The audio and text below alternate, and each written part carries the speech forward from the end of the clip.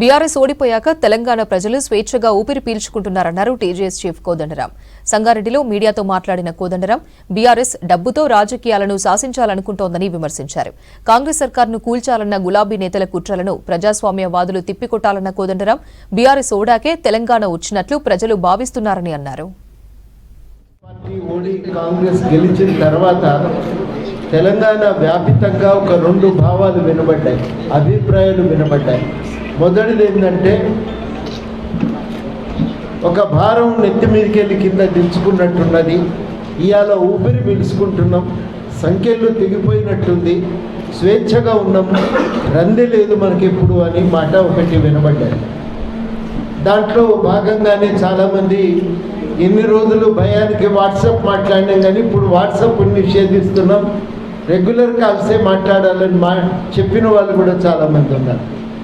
ఇక రెండవది ఏంటంటే చాలామంది ఇవాళనే తెలంగాణ వచ్చినట్టుంది అని అన్నారు. ఇవాళనే తెలంగాణ వచ్చినట్టుంది అని దాని అర్థమైంది 9.5 సంవత్సరాల పాటు తెలంగాణ లేదా అంటే ఉన్నది. దాని అర్థం ఏంటంటే ఉద్యమ ఆకాంక్షలకు తిలోదకాలు ఇచ్చింది బీఆర్ఎస్ ప్రభుత్వం. ఆ బీఆర్ఎస్ ప్రభుత్వం కూలిపోయి ఇవాళ మొత్తంగా తెలంగాణ ఉద్యమ ఆకాంక్షల సాధనకి ఒక అవకాశం దొరికినట్టుగా కనబడుతుందని ప్రజలు భావించారు. ఉద్యమ ఆకాంక్షల గురించి మనం ఒక మాట చెప్పుకోవాలి. తెలంగాణ ఉద్యమ ఆకాంక్షలు అంటే ప్రధానంగా చెప్పుకోవాల్సింది ఇది ఒక విస్తృతమైన ప్రజా ఉద్యమం. ఈ ఉద్యమం కేవలం నీళ్లు నిధులు నియామకాలే కాదు, ప్రజాస్వామ్యాన్ని కోరుకున్నది.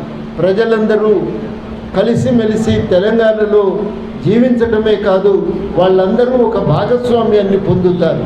కష్టం సుఖం సెక్రటేరియట్ వెళ్ళి చెప్పుకుంటారు, దానికి ఒక పరిష్కారం ప్రభుత్వం చూపిస్తుంది.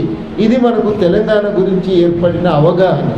ఒక ప్రజాస్వామికమైన పాలన తెలంగాణలో ఉంటుంది. అందరి కష్టాలు సుఖాలు ప్రభుత్వం వింటది, అందరి కష్టాలకు ఒక పరిష్కార మార్గాన్ని చూపిస్తుంది అనేది మనకు కలిగిన